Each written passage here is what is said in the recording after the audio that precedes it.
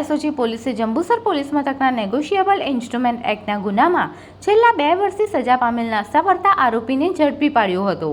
ભરૂચ જિલ્લા પોલીસ વડા મયુર ચાવડા દ્વારા જિલ્લામાં નાસ્તા ફરતા આરોપીઓ પકડવા આપેલ સૂચનાને આધારે ભરૂચ એસઓજીના પીઆઈ એ ચૌધરી સહિત સ્ટાફ એટીએસ ચાર્ટર મુજબની કામગીરી ભરૂચ શહેર વિસ્તારમાં પેટ્રોલિંગમાં હતો। તે દરમિયાન બાતમી મળી હતી કે જંબુસર પોલીસ મથકના નેગોશિયેબલ ઇન્સ્ટ્રુમેન્ટ એક્ટના ગુનામાં છેલ્લા 2 વર્ષથી સજા પામેલ નાસ્તા ફરતા આરોપી ફિરોઝ ખાન મહેબૂબ ખાન પઠાણ તેના ઘરે છે। જેવી બાતમીના આધારે પોલીસે વોચ ગોઠવી ગ્રીન પાર્ક સોસાયટીમાં રહેતો ફિરોઝ ખાન મહેબૂબ ખાન પઠાણને ઝડપી પાડ્યો હતો। પોલીસ સૂત્રો પાસેથી આ માહિતી આજે 12:30 કલાકે સામે આવી હતી। Subscribe now and press the bell icon.